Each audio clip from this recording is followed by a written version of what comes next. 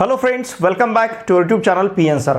देखिए फ्रेंड्स, Maharashtra state board ने HSC 2021 एग्जाम के लिए मैथ्स का जो क्वेश्चन बैंक प्रोवाइड किया है उसमें से डेफिनेट इंटीग्रेशन इस चैप्टर का क्वेश्चन नंबर 1 जो MCQ टाइप क्वेश्चन है, इन क्वेश्चंस के सॉल्यूशंस को इस वीडियो लेक्चर में हम बहुत ही अच्छी तरह से डिस्कस करेंगे। देखिए स्टूडेंट, डेफिनेट इंटीग्रेशन ये चैप्टर आपको 6 मार्क्स के लिए क्वेश्चन पेपर में पूछा जाता है। अब इस चैप्टर में एक प्रॉपर्टी आपको फिक्स एग्जाम में पूछी ही जाती है, मतलब 6 मार्क्स का अगर हम वेटेज कंसीडर करते हैं तो उसमें से 50% वेटेज 3 मार्क्स या 4 मार्क्स का वेटेज, इसके लिए आपको एक प्रॉपर्टी पूछी जाएगी। वहां पे टोटल 8 प्रॉपर्टीज इस चैप्टर में, तो उसमें से भी प्रॉपर्टी नंबर 6, प्रॉपर्टी नंबर 7 और प्रॉपर्टी नंबर 8, इन 3 प्रॉपर्टीज को फ्रीक्वेंटली पूछा गया है। मतलब टोटल 8 प्रॉपर्टीज में अगर हम प्रॉपर्टी नंबर 6, 7, 8 इनके ऊपर फोकस करेंगे तो इस चैप्टर का हमें 50% वेटेज हमारा कवर हो जाएगा। 3 या 4 मार्क्स के लिए प्रॉपर्टी पूछी ही जाती है। लुक हियर, इन प्रॉपर्टीज के ऊपर भी हमने एक स्पेशल वीडियो लेक्चर अपलोड किया है। वो वीडियो लेक्चर का लिंक मैंने इसी वीडियो के डिस्क्रिप्शन में दे दिया है। प्रॉपर्टीज ऑफ डेफिनेट इंटीग्रेशन, ये नाम से वीडियो टाइटल है। और देखिए उसे मैं इस यहाँ पे भी, मतलब इस हमारे क्वेश्चन बैंक का जो प्लेलिस्ट है वहां पे भी मैंने उसे ऐड कर दिया है। तो उन प्रॉपर्टीज के वीडियोस को जरूर देखिए, क्योंकि उसमें से एक प्रॉपर्टी आपको एग्जाम में पूछी ही जाएगी। इसका मतलब 6 मार्क्स का जो चैप्टर है इसमें से 50% वेटेज हमारा वहीं पे अलॉट हो जाएगा। ओके, देखिए अब क्वेश्चन नंबर 1 जो है first MCQ type, 2 marks each, इसमें से क्वेश्चन आपको पूछा जाएगा सेक्शन ए के क्वेश्चन नंबर 1 में। देखिए क्वेश्चन नंबर 1 दिया है, integration from 1 to 9 x + 1 upon root x। बहुत ही सिंपल है। हम यहाँ पे suppose i equals to consider करते हैं integration from 1 to 9 x + 1 upon root x dx। इसे अगर हम सेपरेट करेंगे, i equals to integration from 1 to 9 x upon root x plus 1 upon root x और फिर यहाँ पे dx। Okay, and therefore i equals to integration from 1 to 9 x upon root x। देखिए इसे हम लिख सकते हैं root x into root x upon root x। Okay, और 1 अपॉन रूट x जो है इसे लिख सकते हैं हम 1 upon x raise to 1/2 dx। बहुत ही सिंपल है। ये रूट x के साथ कैंसिल होगा, तो i equals to integration from 1 to 9 root x रहेगा, तो इसे हम x रेज टू 1/2 लिख सकते हैं। 1 अपॉन x रेज टू 1/2 को हम x रेज टू -1/2 ले सकते हैं। अब इसे हम इंटीग्रेट करेंगे। Now therefore i equals to x raise to 1/2 का integration x raise to 1/2 plus 1 upon 1/2 plus 1, यहाँ पे x raise to -1/2 plus 1 upon -1/2 plus 1, और ये लेना है from 1 to 9। And therefore i equals to, देखिए x रेज टू हमारे पास रहेगा 3/2 अपॉन 3/2 प्लस यहाँ पे x raise to 1/2 upon 1/2 from 1 to 9। ठीक है, इसे अब हम लिख सकते हैं i इक्वल्स टू, देखिए 2/3 इस प्रकार से लिख सकते हैं, और x रेज टू 3/2 को हम लिख सकते हैं x रूट x। ओके, 1/2 को हम लिख सकते हैं 2/1, डिनोमिनेटर के 1/2 को अगर न्यूमरेटर में लेते हैं तो 2/1 मिलेगा, और x रेज टू 1/2 को लिख सकते हैं रूट x फ्रॉम 1 to 9। अब हम upper limit minus lower limit ले सकते हैं। अपर लिमिट इज 9, तो चलिए अपर लिमिट सब्स्टिट्यूट करेंगे 2/3 9 √9। ओके, फिर उसी प्रकार से 2/1 मतलब 2 √9, ये हुआ यहाँ पे अपर लिमिट, माइनस अब लेना है लोअर लिमिट 2/3 इंटू 1 √1 प्लस 2/1 मतलब 2 √1। हमने upper limit minus lower limit लिया है। Now look here, i equals to, इस 3 से 9 को डिवाइड करेंगे तो 2 इंटू 3 रहेगा, स्क्वायर रूट ऑफ 9 अगेन हमें 3 मिलेगा, plus 2 into square root of 9 का वैल्यू 3। अब ये 1 इंटू √1, ये 1 ही मिलेगा, इसका मतलब ब्रैकेट में रहेगा 2/3 plus 2 into √1, it will B 2। समझ रहे ना आप? ठीक है, अब ये 2 इंटू 3 इंटू 3, 2 इंटू 3 6, 6 इंटू 3 18, ये 18 plus 2 into 3 6 minus, now look here 3 से 2 को मल्टीप्लाई करेंगे तो 3 इंटू 2 6, 6 प्लस 2 8, तो ये हमारे पास रहेगा 8/3। 18 plus 6, now this will be 24 minus 8/3, इसलिए I इक्वल्स टू देखिए हमें क्या मिलेगा 24 into 3 72, 72 minus 8/3, okay, and I equals to, अब देखिए क्या मिलेगा 72 माइनस 8, मतलब ये रहेगा हमारे पास 64, 64/3, ये यहाँ का आंसर रहेगा 64/3। क्वेश्चन नंबर 1 में ऑप्शन बी जो है, यहाँ पे हमें आंसर दिख रहा है 64/3, तो क्वेश्चन नंबर 1 का जो आंसर है ये रहेगा ऑप्शन बी। इसका स्क्रीनशॉट लीजिए। Question number 2 is integration from 0 to 1 √1 - x अपॉन 1 + x dx।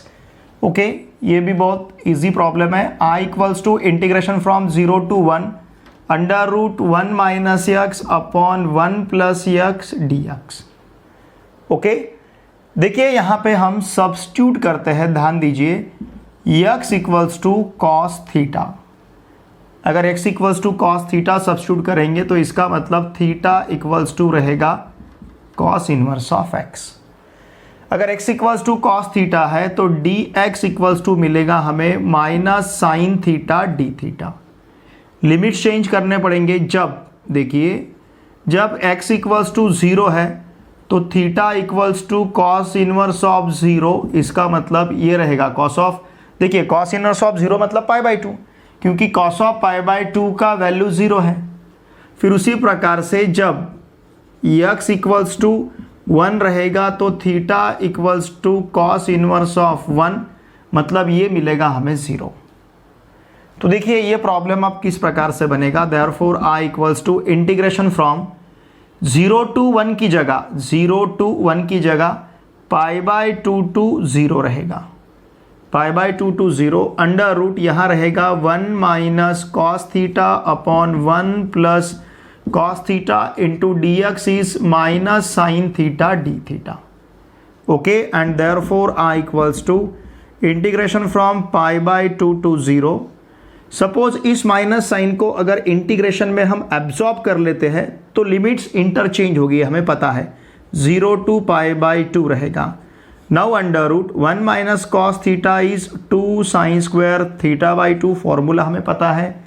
1 plus cos theta is 2 cos square θ/2 into यहाँ पे रहेगा sine theta d theta, and therefore I equals to integration from 0 to π/2, 2 cancel, square root of sine of θ/2 is sine of θ/2, square root of cos of θ/2 is cos of θ/2। Okay, 2 तो cancel हो रहा है। Sine theta को हम लिख सकते हैं 2 sine θ/2 into cos of θ/2 d theta. Okay, तो देखिए cos of θ/2 cos of θ/2 cancel होगा, देयरफॉर I इक्वल्स टू हमारे पास रहेगा integration from 0 to π/2 2 sine square θ/2 d theta. समझ रहे ना आप? ओके, जस्ट देखिए हमने फॉर्मूला यूज किया, what is 2 sine square θ/2, 1 minus cos theta. तो इसलिए इस 2 साइन स्क्वायर θ/2 को हम क्या लिख सकते हैं, 1 minus cos theta d theta, just हमने फॉर्मूला यूज किया है। नाउ 1 का integration with respect to theta, it will be theta, minus cos theta का integration with respect to theta, it will be sine theta, ये plus sine theta रहेगा, तो ये minus as it is, और from 0 to π/2 हमें upper limit minus lower limit लेना है।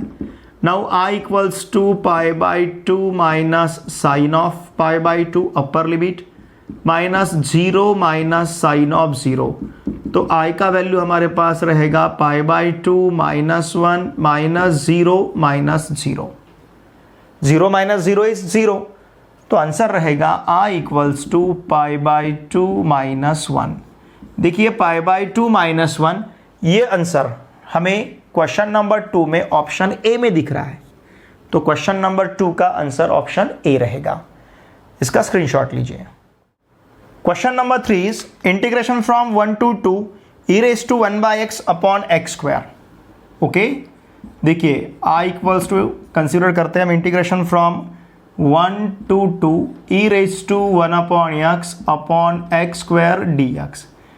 देखिए यहाँ पे देख के हमें पता चलता है कि ये जो 1 upon x है e के पावर में, इसका डेरिवेटिव यहाँ पे नीचे दिख रहा है हमें 1 upon x square minus 1 upon x square उसका डेरिवेटिव रहेगा। मतलब इस टर्म को अगर हम इस प्रकार से लिखते हैं e raise to 1 upon x और यहाँ लिखते हैं हम 1 अपॉन एक्स स्क्वायर और फिर dx। देखिए ध्यान दीजिए, और यहाँ पे हम सब्स्टिट्यूशन यूज करते हैं। Suppose 1 upon x equals to t substitute करेंगे तो हमें पता है -1 अपॉन एक्स स्क्वायर dx का वैल्यू dt रहेगा। इसका मतलब 1 upon x square dx equals to ले सकते हैं हम -1 dt। अब देखिए इंटीग्रेशन बाय सब्स्टिट्यूशन में हमें डेफिनेट इंटीग्रेशन में एक बात हमेशा याद रखनी है कि जहाँ जहाँ हम सब्स्टिट्यूशन कंसिडर करेंगे उसी प्रकार से हमें लिमिट भी चेंज करने पड़ेंगे। देखिए जब x इक्वल्स टू 1 रहेगा तो t equals to 1 upon 1 equals to 1 मिलेगा, क्योंकि t equals to 1 upon x है। जब x इक्वल्स टू, ध्यान दीजिए, जब x इक्वल्स टू 2 रहेगा तो t इक्वल्स टू क्या रहेगा 1 अपॉन 2, क्योंकि 1 अपॉन एक्स है। तो इसका मतलब i equals to integration from, देखिए 1 to 1 upon 2, 1 to 1 upon 2 e raise to t और 1 अपॉन एक्स स्क्वायर dx का वैल्यू -1 dt रहेगा। ओके, अब हम इस माइनस साइन को अगर एब्जॉर्ब करते हैं तो लिमिट्स जो है इंटरचेंज हो गई। Upper limit lower limit interchange होगा तो 1/2 to 1 रहेगा और फिर यहाँ पे e raise to t dt। हमें e रेज टू t का इंटीग्रेशन पता है, e रेज टू t का integration e raise to t ही रहेगा from 1/2 to 1, upper limit minus lower limit, तो ये रहेगा e raise to 1 minus e raise to 1/2। ठीक है ना, e raise to 1 minus e raise to 1/2, इसका मतलब e minus e raise to 1/2। ठीक है, अब इस प्रकार से हमें यहाँ पे आंसर दिया है क्या, ये देखना पड़ेगा ऑप्शन में। लुक हियर, यहाँ पे कहीं पे भी e के पावर में नंबर नहीं दिख रहा है, हर जगह पे ऑप्शन में रूट दिया है, तो हम उसे इस प्रकार से भी एडजस्ट कर सकते हैं। इस e को लिख सकते हैं हम रूट e इंटू रूट ई, और e रेज टू 1/2 को भी लिख सकते हैं हम रूट ई। ओके, अगर यहाँ से हम रूट ई बाहर लेंगे, देखिए चाहे तो मैं यहाँ लिखता हूँ, देखिए यहाँ से रूट ई अगर बाहर लेते हैं, यहाँ लिखता हूँ आंसर, रूट ई अगर बाहर लेंगे तो ब्रैकेट में रहेगा रूट ई -1। समझ रहे ना, e रेज टू, देखिए हमने क्या किया, e रेज टू 1/2 को रूट e लिखा और इस e को लिखा हमने रूट e इंटू रूट ई। तो रूट e अगर बाहर लेंगे तो आंसर रहेगा, तो ब्रैकेट में रहेगा रूट e -1। अब देखिए ये आंसर हमें कहाँ पे दिख रहा है, root e into inside the bracket root e -1, root e into inside the bracket root e -1। 3 का आंसर ऑप्शन सी रहेगा। इसका स्क्रीनशॉट लीजिए। क्वेश्चन नंबर 4 में दिया है हमें integration from 0 to π/4 √1 plus sine of 2x dx। देखिए स्टूडेंट, एक फॉर्मूला आपको अब हमेशा के लिए याद रखना है। इंटीग्रेशन फ्रॉम 0 to π/4 दिया है, okay, √1 plus sine of 2x dx। ठीक है, मैं यहाँ पे एक फॉर्मूला लिखता हूँ।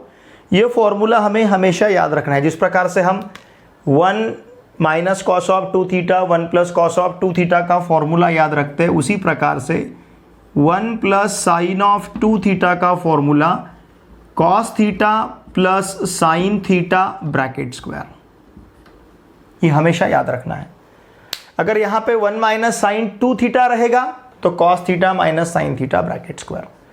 ये फॉर्मूला बहुत इजी कर देगा आपका आंसर यहाँ पे। तो i equals to integration from 0 to π/4 root में यहाँ पे डायरेक्टली हम लिखेंगे cos x plus sine x bracket square.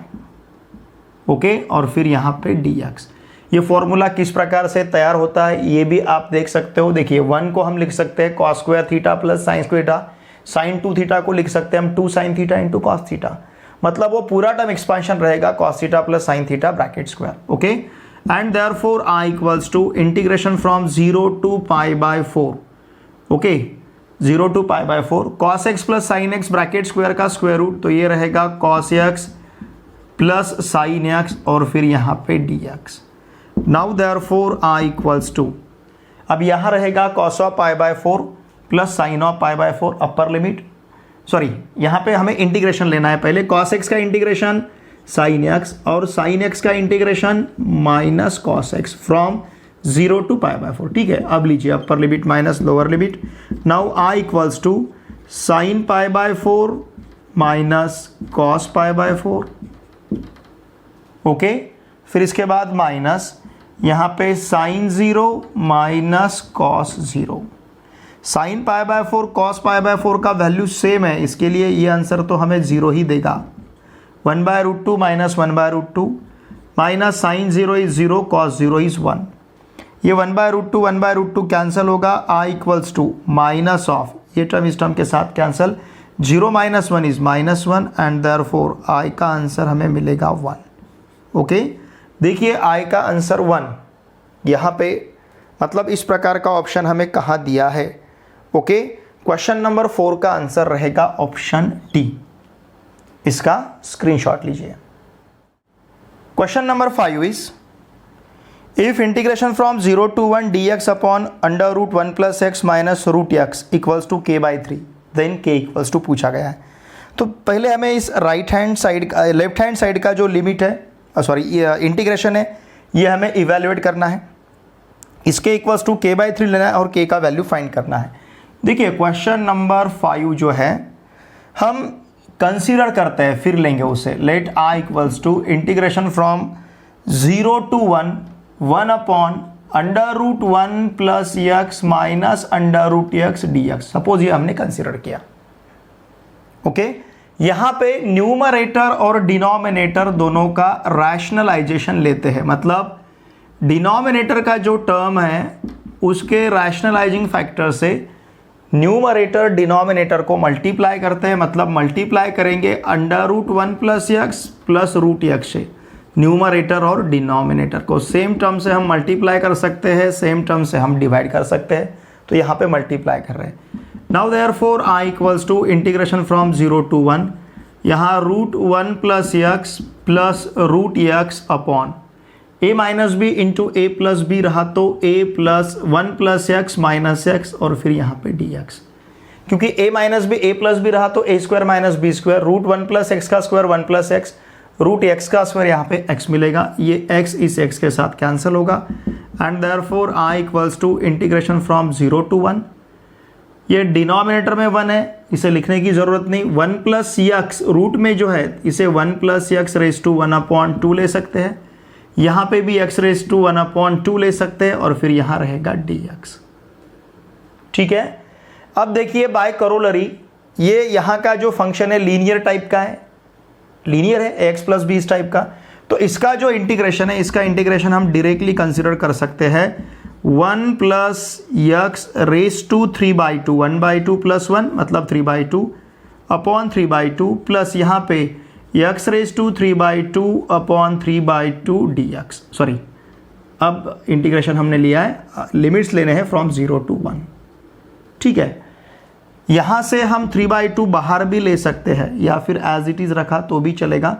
Look here, अगर 3/2 बाहर लेते तो 2/3 बनेगा, तो हमारे पास रहेगा 2/3, ये पता है हमें, इसको हमने बाहर लिया, और ब्रैकेट में रहेगा 1 plus x raise to 3/2 plus x raise to 3/2, okay.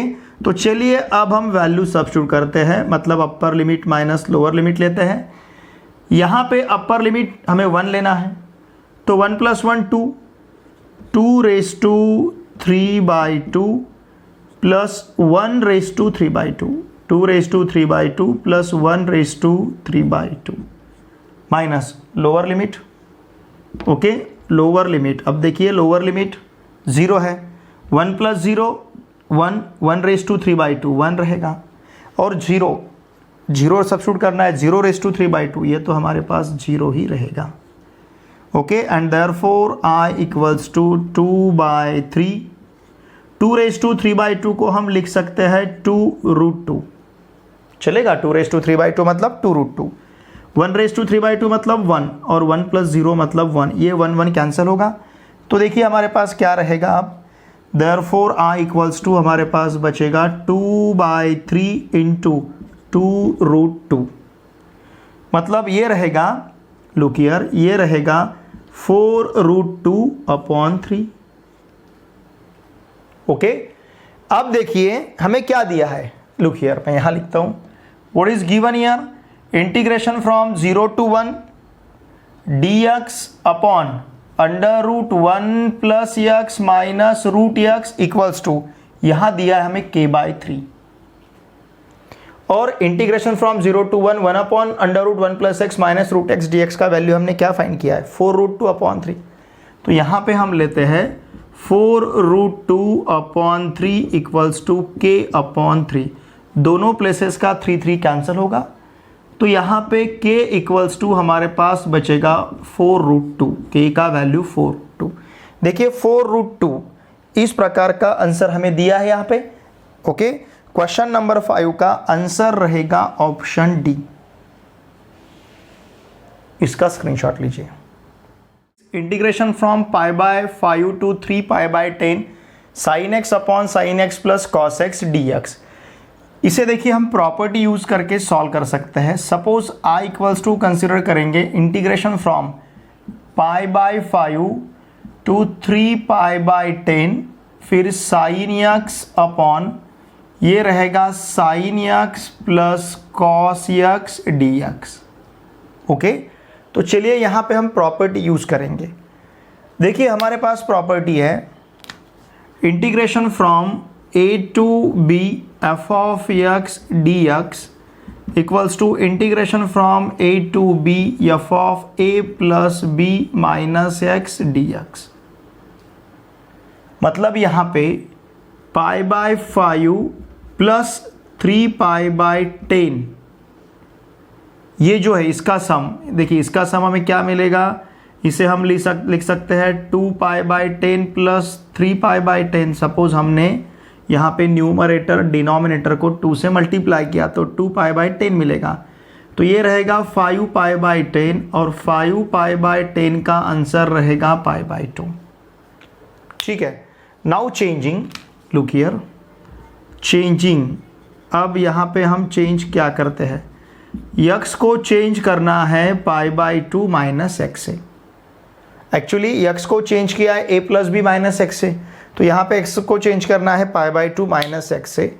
Now therefore I = okay, now integration from π/5 to 3π/10, फिर यहाँ पे साइन ऑफ π/2 - x अपॉन यहाँ फिर से रहेगा sine of π/2 - x plus cos of π/2 - x dx। ये प्रॉपर्टी हमने यहाँ पे यूज़ किया है।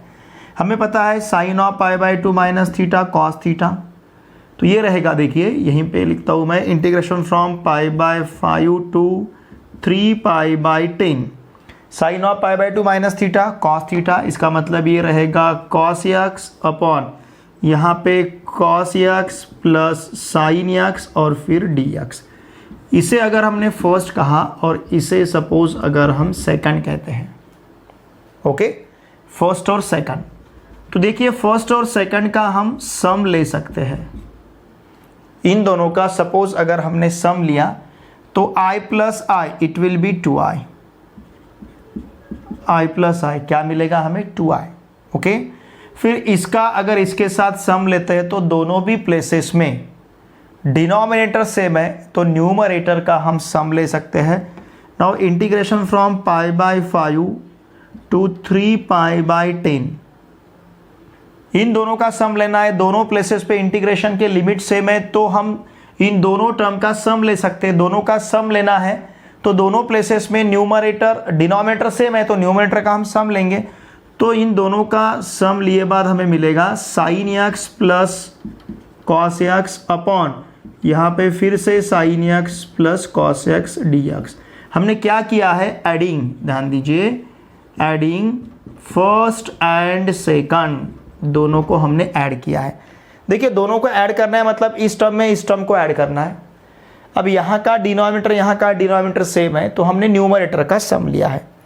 अब ये न्यूमरेटर ये डिनोमिनेटर सेम है तो इसका सम जो है वो हमें 1 मिलेगा, इसका आंसर 1 मिलेगा।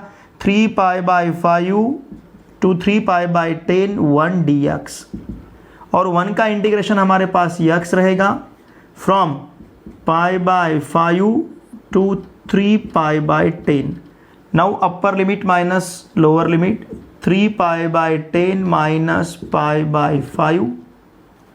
ओके, अब यहाँ पे फिर से न्यूमरेटर डिनोमिनेटर को सपोज अगर हमने 2 से मल्टीप्लाई किया तो ये रहेगा 2π/10। Now 3π minus 2π it will be π, तो इसका आंसर मिलेगा हमें π/10।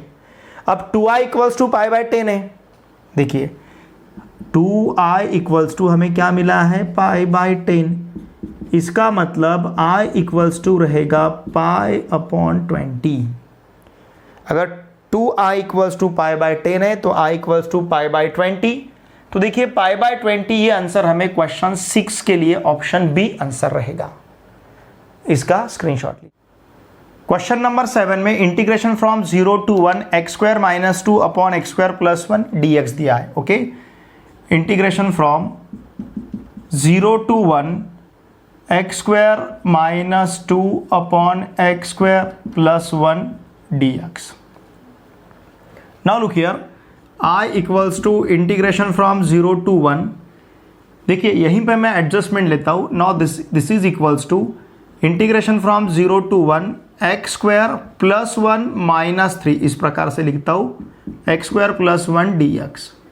देखिए x² - 2 की जगह हमने क्या लिखा, x² + 1 - 3, 1 - 3 - 2। तो अगर डिनोमिनेटर हम सेपरेट करेंगे x² + 1 upon x² + 1 -3 upon x² + 1 और यहाँ पे रहेगा dx। Now integration from 0 to 1 x² + 1 upon x² + 1 1 -3 upon x² + 1 और फिर यहाँ पे dx। Okay, and therefore i equals to integration from 0 to 1 1 dx -3 integration from 0 to 1 1 upon x² + 1 dx। 1 का integration with respect to x मिलेगा। Okay, -3। अब देखिए 1 upon x² + 1 tan inverse x का derivative है तो 1 अपॉन x² + 1 का integration मिलेगा tan inverse x। क्यों? क्योंकि यहाँ पे 1 tan इनवर्स x का डेरिवेटिव 1 अपॉन 1 + x² रहता है, तो इसलिए 1 अपॉन x² + 1 का इंटीग्रेशन tan इनवर्स x। ठीक है, यहाँ पे मैं इसके लिमिट लिखता हूँ। कॉमन लिमिट लिखे तो भी चलेगा, या फिर इसको इस प्रकार से लिखता हूँ 3 tan inverse x from 0 to 1। अब ले सकते हैं हम upper limit minus lower limit. Now therefore i equals to 1 - 0 upper limit minus lower limit first term के लिए, -3 into again upper limit minus lower limit second term के लिए, tan inverse of 1 minus tan inverse of 0, and therefore i equals to 1 - 0 is 1 -3 into tan inverse of 1 is π/4 minus tan inverse of 0 is 0, and therefore i equals to 1 - 3 π/4। ये इसका answer रहेगा 1 - 3 π/4। तो देखिए question number 7 में 1 - 3 π/4 option हमें कौन सा यहाँ पे दिखेगा, ये 1 - 3 π/4। तो क्वेश्चन नंबर 7 का आंसर जो है ये रहेगा ए। इसका स्क्रीनशॉट लीजिए। क्वेश्चन नंबर 8 में I1 दिया है integration from e to e² 1 upon log x dx, I2 दिया है integration from 1 to 2 e⁻x upon x dx, और नीचे ये ऑप्शंस दिए गए हैं। अब इसमें से कौन सा ऑप्शन यहाँ पे लागू होगा ये हम इवेल्युएट करके देखते हैं। लुक हियर, क्वेश्चन नंबर 8 जो है I1 यहाँ पे है integration from e to e² 1 upon log x, okay 1 upon log x dx। तो यहाँ पे हम सब्स्टिट्यूशन यूज करेंगे, ध्यान दीजिए। सपोज हम log of x equals to t substitute करते हैं। और अगर log of x equals to t है तो इसका मतलब x इक्वल्स टू क्या होगा, e raise to t. x equals to क्या रहेगा, ई रेस टू टी, पता है हमें। अगर log of x equals to t है तो x equals to e raise to t, ठीक है ना। ये किस प्रकार से आता है ये हमें पता है, या फिर यहाँ पे आप देख सकते हो उतना, लेकिन इसे एक्सप्लेन करने की ज़रूरत नहीं है। जैसे हम इसे क्या लिख सकते हैं, देखिए log x equals to t log e, क्योंकि log e का वैल्यू 1 रहता है। इसका मतलब log x equals to log of e raise to t, और इसका मतलब x इक्वल्स टू क्या होगा, ई रेस टू टी। ये इसका एक्सप्लेनेशन है, ठीक है ना। मैं यहाँ पे लिख के रखता हूँ, इसकी आपको कुछ ज़रूरत नहीं है। अगर log of x equals to t है तो x इक्वल्स टू क्या रहेगा, ई रेस टू टी। अब देखिए log of x equals to अगर t है तो डेरिवेटिव लिए बाद 1/x dx equals to dt मिलेगा। इसका मतलब dx equals to x dt रहेगा। इसका मतलब dx equals to e raise to t dt रहेगा, क्योंकि x का value e raise to t है। फिर इसके बाद फिर से अगर देखिए हमारे पास log x equals to t मतलब t equals to log x है। यहाँ पे सपोज अब लिमिट चेंज करने पड़ेंगे। जब x का वैल्यू e है तो t का वैल्यू log e मतलब 1 रहेगा, ओके। जब x का वैल्यू देखिए क्या है, e स्क्वायर है, तो t का value log of e square मतलब 2 log e मतलब 2 रहेगा, ठीक है। अब देखिए प्रॉब्लम यहाँ पे क्या बनेगा, therefore I1 equals to integration from x e है तो t का वैल्यू 1 मतलब यहाँ पे 1 रहेगा। x e स्क्वायर है तो t का वैल्यू 2 मतलब यहाँ पे 2 रहेगा। dx का value e raise to t dt upon, look here, upon log x का वैल्यू क्या है, t है। तो ये प्रॉब्लम हमें इस प्रकार से अब दिख रहा है, I1 equals to integration from e to e square 1 log x dx। ये हमें क्या मिला है, integration from 1 to 2 e raise to t upon t dt। हमें पता है, देखिए definite integration is independent on the variable. हमारे पास प्रॉपर्टी भी है, देखिए ये प्रॉपर्टी, कौन सी प्रॉपर्टी, इस प्रॉपर्टी को हमने प्रूव भी किया है। Integration from a to b f of x dx को आप लिख सकते हैं integration from a to b f of t dt। ये प्रॉपर्टी हमने प्रूव भी किया है।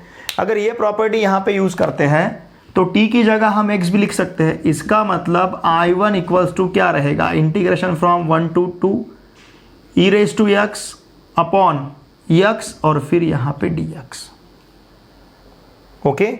और integration from 1 to 2 e raise to x upon x dx किसका वैल्यू है, I2 का।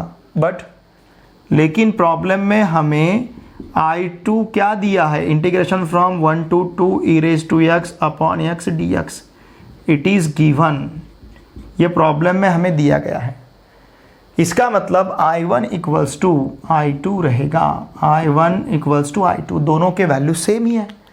तो देखिए क्वेश्चन नंबर 8 का आंसर जो है ये रहेगा ऑप्शन डी, क्योंकि दोनों के वैल्यू हमें सेम मिल रहे हैं। सिर्फ हमने यहाँ पे इस प्रकार से सब्स्टिट्यूशन कंसीडर किया है।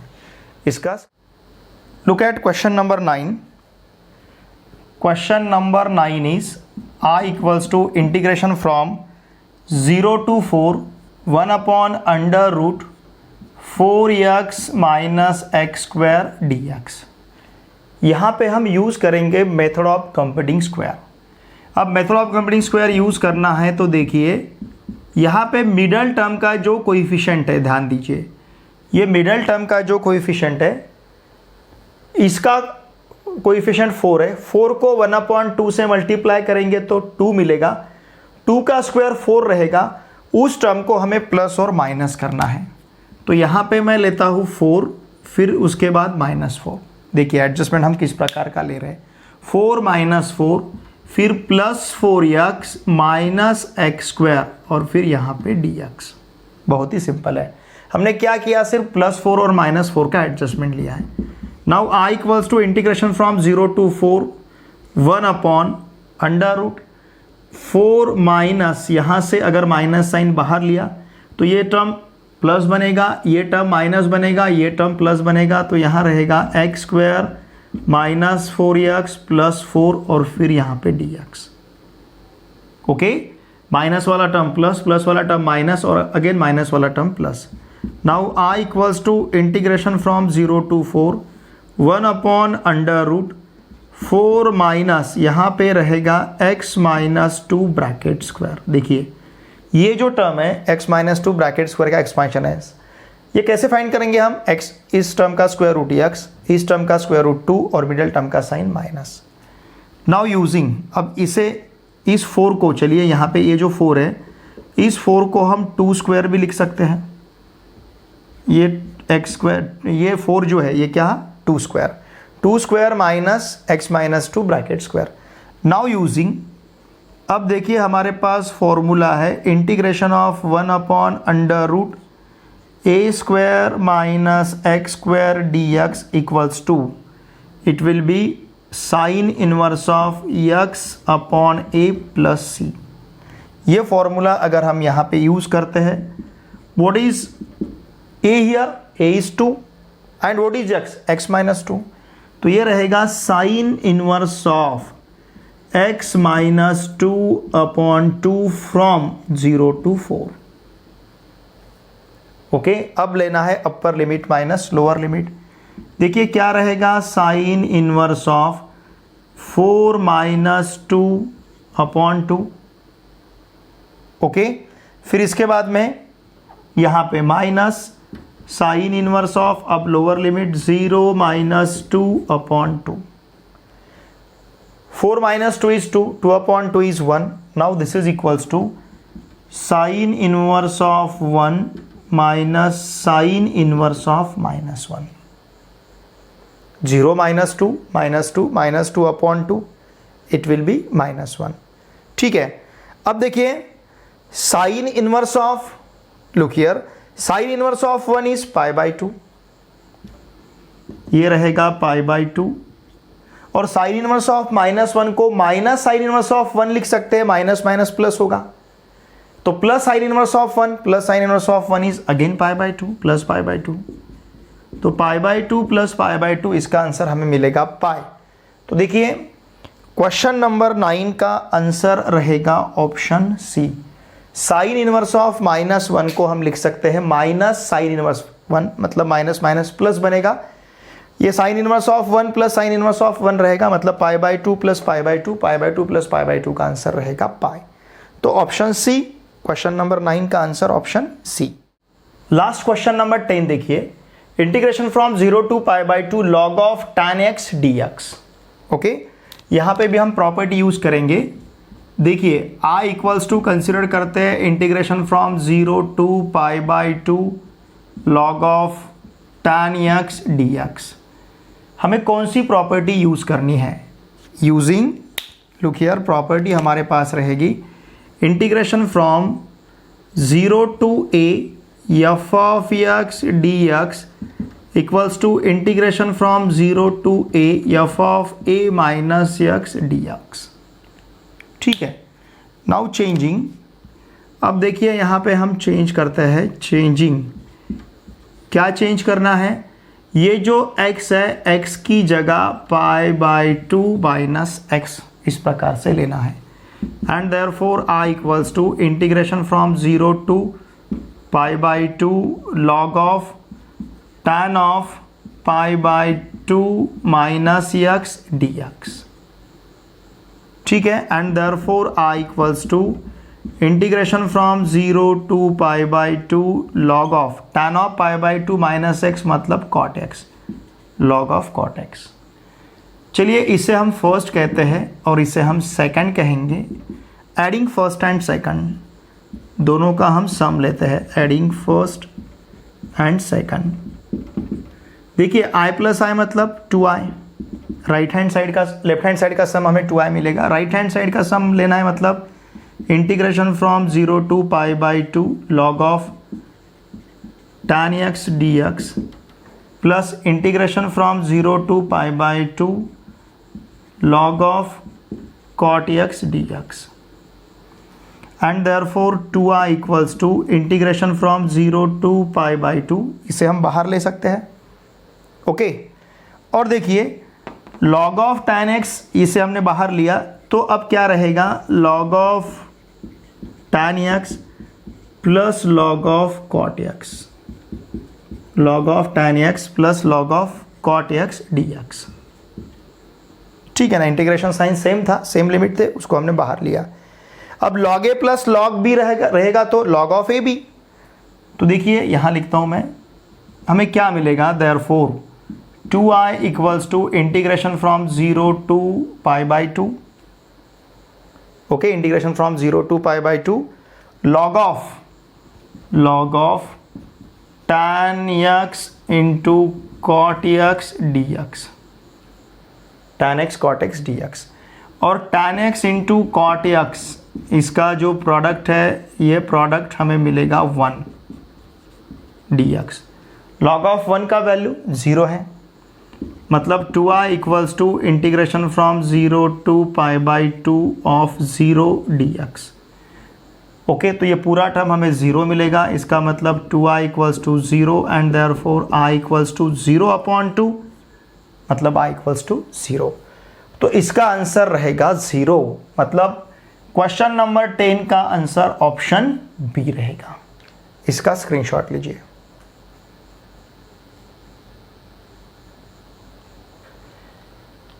देखिए फ्रेंड्स, इस वीडियो लेक्चर में हमने डेफिनाइट इंटीग्रेशन जो 6 मार्क्स का चैप्टर है, इस चैप्टर से क्वेश्चन बैंक में जो फर्स्ट क्वेश्चन दिया था, जहां पे टोटल हमें 10 MCQ दिए थे, उन सभी क्वेश्चंस के सॉल्यूशंस को हमने इस वीडियो लेक्चर में बहुत ही अच्छी तरह से सीखा है। देखिए फ्रेंड्स, अगर आप इस चैनल पे नए हो तो प्लीज़ इस चैनल को सब्सक्राइब कीजिए।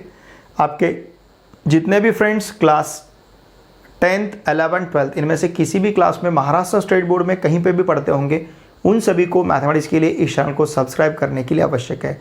वीडियो देखे बाद लाइक कीजिए, वीडियो देखे बाद कमेंट कीजिए, और प्लीज़ इन वीडियोज़ को आपके फ्रेंड के साथ शेयर कीजिए, क्योंकि HSC 2021 एग्ज़ाम में इन्हीं प्रकार के क्वेश्चंस आपको, या फिर यही क्वेश्चंस आपको पूछे जाएंगे। तो मेरी रिक्वेस्ट रहेगी, प्लीज़ वीडियो देखे बाद कमेंट कीजिए, इस वीडियो को लाइक कीजिए और इन वीडियो को शेयर करना ना भूलिए। देखिए फ्रेंड्स, हम दिलो जान से आपके लिए जुड़े हैं, तो हम इतनी उम्मीद आपसे भी रखते हैं कि आपने देखे बाद लाइक करना चाहिए, इस वीडियो को देखे बाद कमेंट भी करना चाहिए, और इन वीडियोज़ को आपके फ्रेंड के साथ शेयर करना चाहिए। चलिए अब हम मिलते हैं नेक्स्ट वीडियो लेक्चर में। Thanks for watching.